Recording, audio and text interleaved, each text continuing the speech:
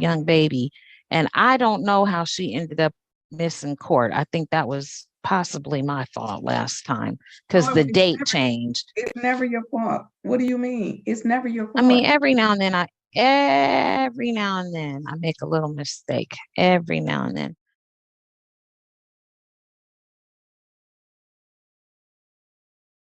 She's not gonna be able to be in the bed and go to court. She's not gonna be able to be in bed and go to court. I don't care where she is or what time zone she's in. Okay. We on the Eastern Standard Time zone and we're out of the bed.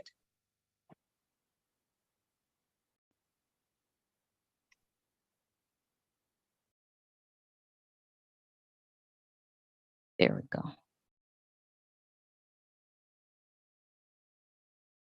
People of the state of Michigan versus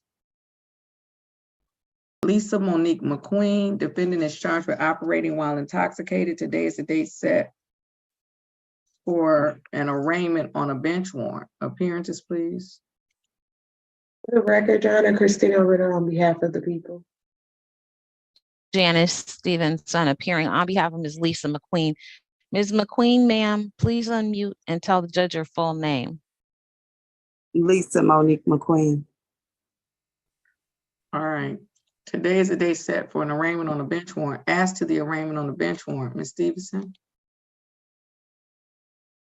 Thank you, Your Honor. Ms. McQueen stands mute, waives a reading of the information as to the plea of not guilty be entered on her behalf and that the matter be rescheduled for review. All right, the court will enter not guilty plea as to the arraignment on the bench warrant.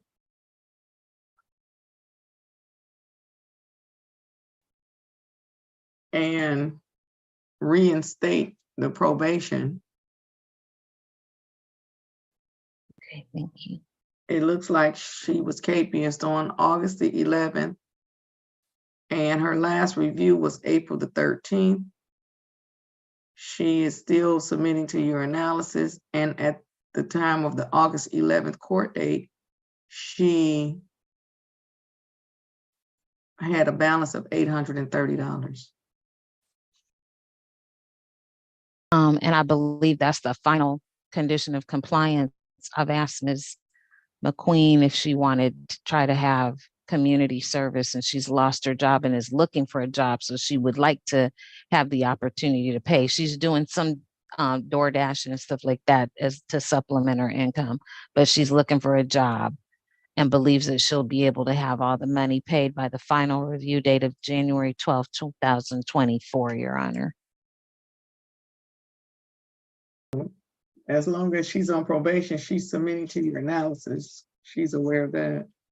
Yes, Your Honor. The court did grant a reduction in the frequency of testing due to Ms. McQueen's absolute compliance and cooperation with Ms. Tucker. And she continues to test negative. All right. Her final review date. Mr. Flanagan, what's her final review date? There isn't one in the system for January the 11th at 1:30. Okay. Thank you very much, Your Honor. But Mr. Williams is not seated in an upright position ready to attend court, though.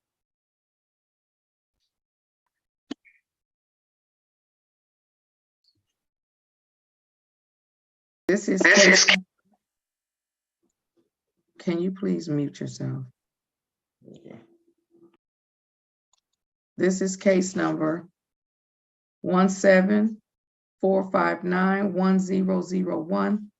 People of the state of Michigan versus Timothy Tally Williams. Defendant is charged with 1 count of assault aggravated. Today is the date set for a pretrial conference. Appearances, please. For the record, Your Honor, Christina Ritter on behalf of the people. Janice Stevenson appearing on behalf of Mr. Timothy Williams.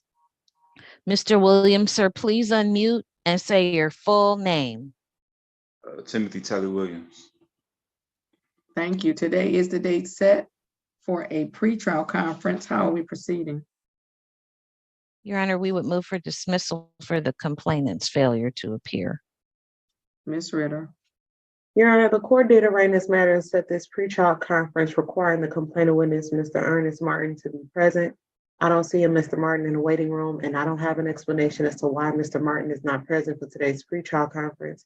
So at this time, Your Honor, the people will not be able to proceed based on the complainant witness's failure to appear. Today is the day set for pretrial conference. The complaining witness was required to appear. They failed to appear. The people have no explanation for the failure. They are unable to proceed. Court is going to grant defense counsel's motion. The matter is dismissed without prejudice. Mr. Williams, we will mail you a copy of the order of dismissal for your records. Have a great day and stay safe. This is case number 234473001.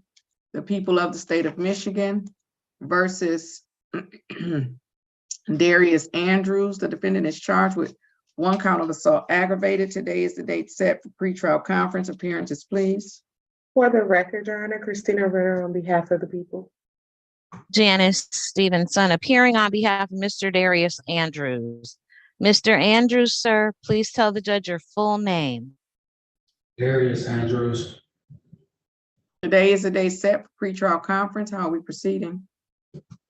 On behalf of Mr. Andrews, Your Honor, we would move for dismissal for the complainant's failure to appear. Ms. Ritter. Judge, it's at least the second scheduling of the pretrial conference. The court required the complainant witness, Ms. Denise Hill, to be present. I don't see Ms. Hill in the waiting room, Judge, and the people don't have an explanation as to why Ms. Hill is not present. So at this time, Your Honor, the people would not be able to proceed based on the complainant witness's failure to appear for at least the second scheduling of the pretrial conference. Today is the day set for pretrial conference. The complaining witness was required to appear. They failed to appear. The people have no explanation for the failure. They are unable to proceed at this time. The court is going to grant defense counsel's motion. The matter is dismissed without prejudice. Mr. Andrews, please have a seat in the courtroom and we will give you a copy of the order of dismissal. Yes, ma'am. 2001, the people of the state of Michigan versus Paul Anthony Henry. The defendant is charged with 1 count of assault or assault and battery. Today is the date set for pretrial conference. Appearances, please. For the record, Your Honor, Christina Ritter on behalf of the people. And Ryan Murat, P83665, on behalf of Mr. Paul Henry. Mr. Henry, sir, I'd like you to unmute your device at this time and state only your name for the record.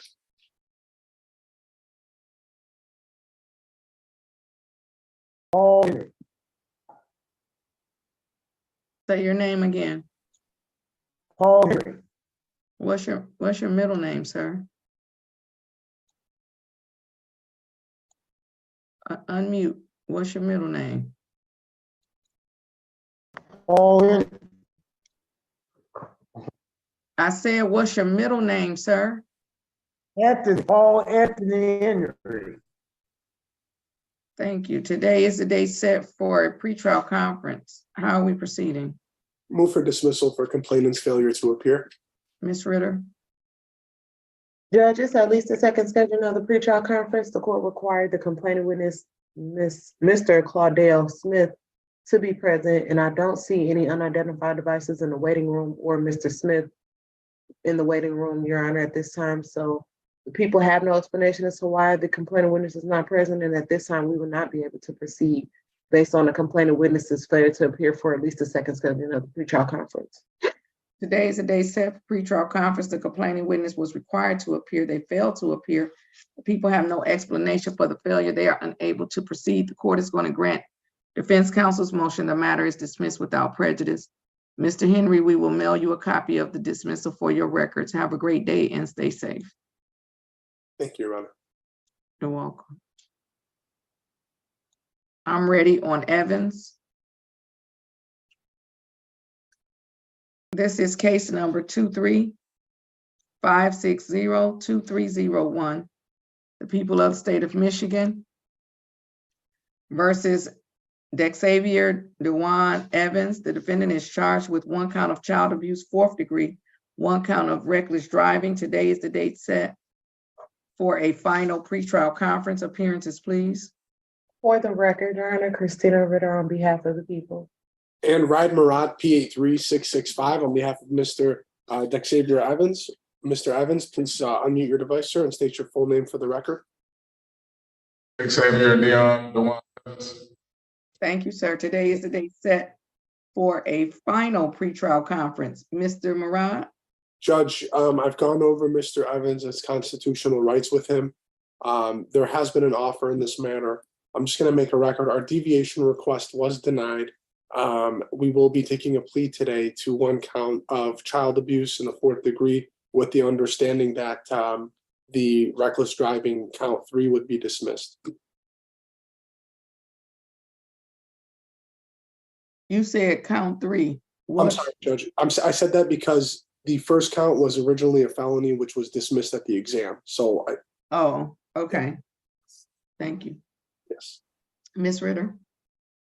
That is correct, Judge. That's the people's offer at this time. Mr. Evans, your lawyer has indicated that you wish to accept the people's offer. Sir, is that correct? Yes, ma'am. All right. Mr. Evans, I'm going to share my screen. On my screen, you're going to see an advice of rights form. And my question to you, Mr. Evans, is have you had an opportunity to review for yourself or to go over with your lawyer your constitutional rights? Yes, ma'am. With that understanding, Mr. Evans, do you still want to enter into this plea today? Yes, ma'am. Raise your right hand. Do you swear or affirm that the testimony you're about to give will be the truth, the whole truth, and nothing but the truth, so help you God? Yes, ma'am. All right. Mr. Moran? Mr. Evans, sir, I'm going to take you back to March 18, 2023. At that time, sir, were you operating a motor vehicle in the city of Detroit, county of Wayne? Yes, sir. And would it be true that you were driving recklessly with your child in the vehicle who was unstrapped at that date and time? Yes, sir. Judge, with that, defense is satisfied. Are the people satisfied? Judge, I don't think the factual basis, well, first, this charge requires knowledge or intent. And I don't think the factual basis covered the unreasonable risk of harm. Would you, Mr. Evans, would you admit that driving recklessly with your child who was unstrapped in the vehicle on that date posed an unreasonable risk of harm to that child? Yes, sir. That's satisfied. How old was the child at the time, Mr. Evans? 3. And to your knowledge, is a 3-year-old required to be in some type of car seat or booster seat? To your knowledge, is the child required to be in those type of devices, car seat, booster seat? Yes, ma'am. All right. Are the people satisfied? The people are satisfied, Judge. All right. And the court is also satisfied. I will accept a guilty plea to 1 count of child abuse, 4th degree, and in exchange, I will dismiss reckless driving.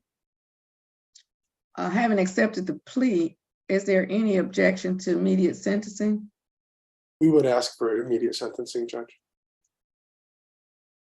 Ms. Ritter? No objection from the people, Your Honor. With respect to sentencing, anything on behalf of the people? Judge, just with respect to sentencing, I asked the court just to take the nature of the charge into consideration. From the people's understanding, there was a young child involved in this case. Mr. Evans was driving pretty fast with the child in the vehicle unstrapped at the time, Judge. So I'm asking the court to take that into consideration. And I do understand from conversations with Mr. Murad that Mr. Evans is on a parole hold. The people are not sure how long Mr. Evans has been incarcerated, but I will ask the court to take that into consideration as well when deciding sentencing in this case, Judge. Mr. Murad?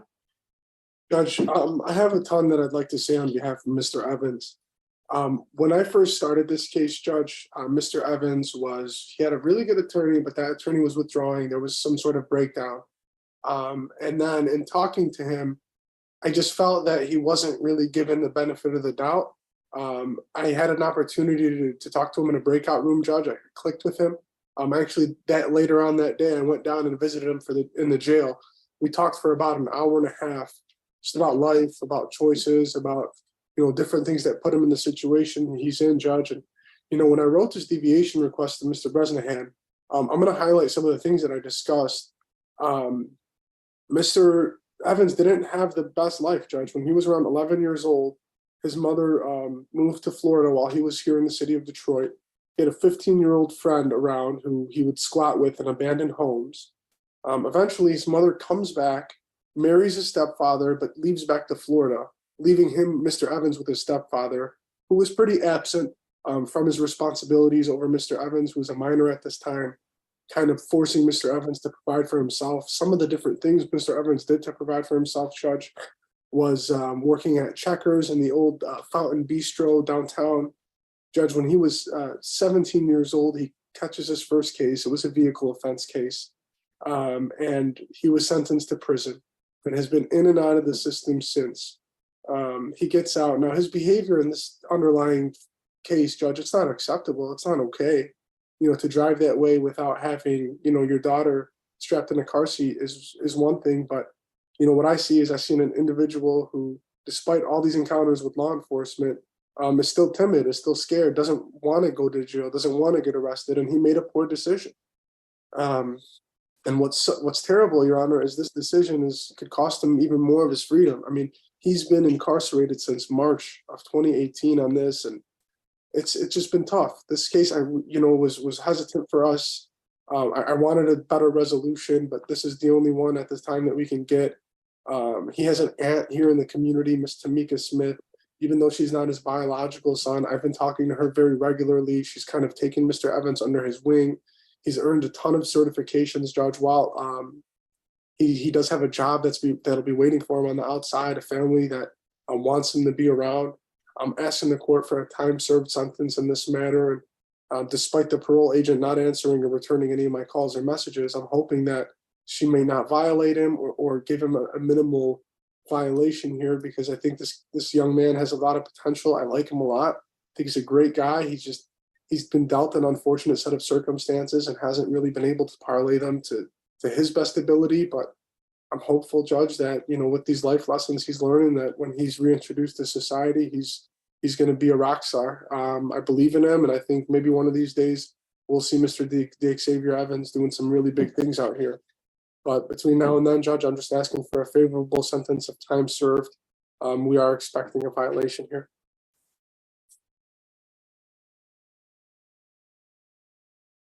I think you're muted, Your Honor. Would Mr. Evans like to make a statement on his own behalf? Yes, ma'am. Regardless of my past or present, honestly, I love my daughters very much. The situation was a situation that, I can't say that I don't know right from against. I know what's supposed to happen and what's not supposed to happen. At the end of the day, like I said, I'm grown, and I know it's a law out there, and I have to abide by it. And whatever you have to do, you have to do it, and whatever I have to take is a punishment, I have to take it. I very much appreciate it, and let you know that I'm responsible enough to take whatever you give me.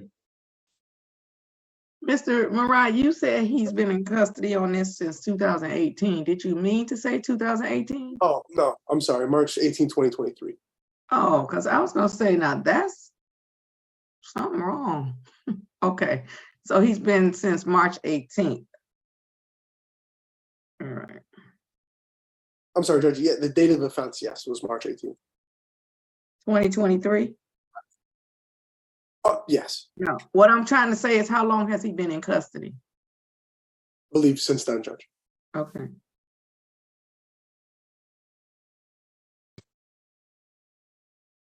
Is the deputy around? Yes, ma'am. Yeah. Can you come? Good morning, deputy.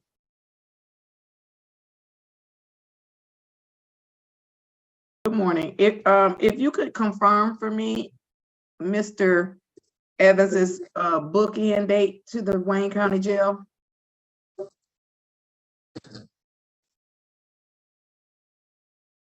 Did you hear me? Did you hear me, Deputy? Yes, ma'am. I'm looking right now. Oh, okay. Thank you.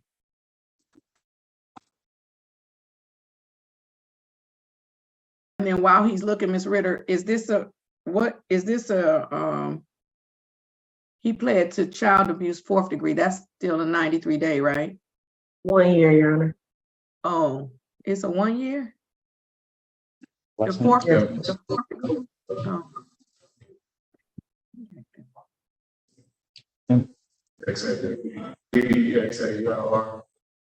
Yes, ma'am. It looks like March either 18th or 20th. I'll have to go out to my computer to confirm that, but That's good enough for me. okay. So much. Okay, thank you. All right, so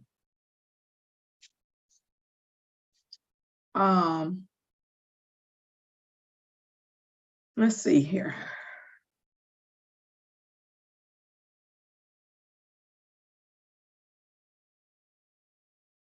A little over 5 months. And you know, me and the parole board, we don't agree, or the parole, whoever's in charge of the parole, we don't agree about how they handle the cases in terms of, you know, taking the person in custody at the point that they get charged with a crime. I just disagree. Nonetheless, that's not my lane. It's not, I don't have any control over that. Mr. Evans, you sound like a person who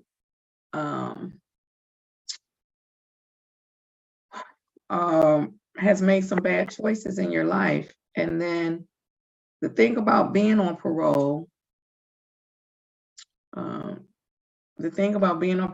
is that you do absolutely have to, you know, walk the straight and narrow in terms of them not picking you up and trying to violate you.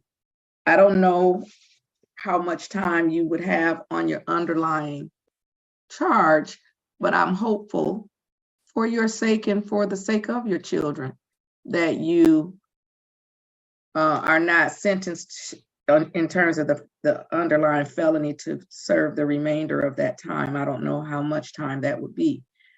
You did make a poor choice. It is very dangerous. If you had gotten into an accident, now let me, I'm getting ready to say something that's probably not popular. I remember when I was growing up, I was never in no car seat. It's not, I don't even know what a car seat was. Only the closest I came to being in a car seat is somebody reaching their hand out. Somebody reaching their hand out when we had to stop all of a sudden and all the kids flew up to the front seat. And that's why they started the laws to help us, because some of us hit our heads and stuff, and we've been undiagnosed ever since. Some of us hit our heads and stuff, and we done flew up and hit the back of the driver's seat and stuff when the parents stopped all of a sudden, and there was nobody back there to reach out their hand and stop you from hitting your thing, because the person who was reaching out their hand was in the front seat and like that. Okay. So that's why, you know, these things came about, for the safety of the children. And if you had, they said you were driving real fast. They didn't tell me how fast, but if you had an accident, then your child could have just been catapulted, ejected out of the car. They could have gone through the windshield. They could have gone, anything could happen. And that's why it's so critically important. The laws in that area changed so much because children, we started dying and stuff. Like our family was doing stuff and then we getting thrown out the windows and stuff. And there's no coming back from that.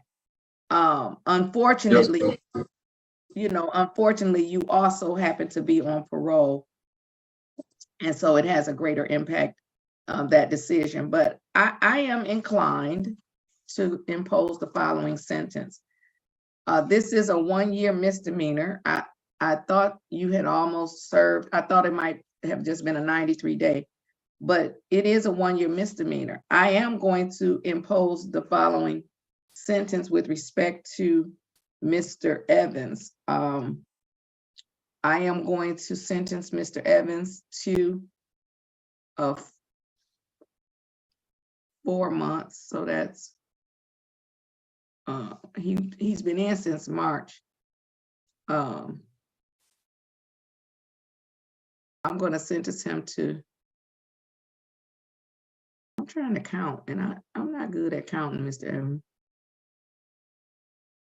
Yeah, so 4 months would have put us in July. If he was booked in, you said the 18th, and the deputy he wasn't sure between the 18th and the 20th. However, if I count up to July the 20th, then I think that will be 4 times 30. So, well, there's 2 months with 31 days. So 4 times 30 plus 2.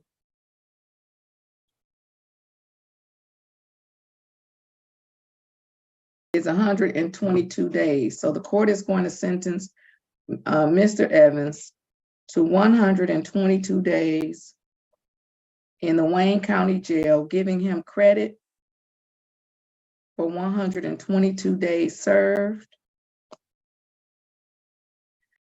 and close the case out.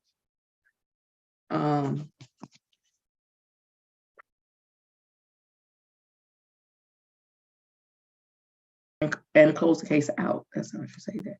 Mr. Evans, hopefully the parole agent will be satisfied with the court sentence, and they will not further violate you on the parole hearing. But if you got somebody speaking up for you, like Mr. Murat, you might do okay. Maybe we need to type this transcript up and send it to the parole hearing. Can I do that, Judge? Of course you can. Of course, you can always order the transcript, Mr. Murat. When is his parole hearing? That I don't know, but am I able to, I guess, advocate on his behalf with the parole board? That I don't know. However, that I don't know. You have to talk about it offline. I guess I have nothing to do with the parole board. It would be a felony issue, and so while you all are the misdemeanor and felony defenders, I don't know that you can. But Mr. Evans, yes, Mr. Evans, do you have a lawyer on your felony case? My felony case? For the parole case. No. So, Mr. Murat, we'll have to, we can look into it and see if he's going to be represented at the parole hearing. And then at the very least, the transcript can be ordered. It's not should be. I waive my parole hearing. That's why he needs legal counsel. Yeah, she told me when she first came to see me to waive. Who? My parole agent. Yeah. Okay, let me stop. Mr. Rod. No, what you need to find out is if he can unwaive it. Okay, I can't get into that.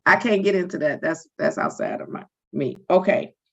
All right. Well, Mr. Evans, I am closing this case out. Mr. Murat, you can find out a little bit more information about that and then see if the transcript will even be of any use. And then we can go from there. Good luck to you, Mr. Evans, okay? Thank you, Judge. All right, you're welcome. Thank you, Mr. Murat. All right. Have a great day. Stay safe. Keep your head up. All right. Yes, ma'am.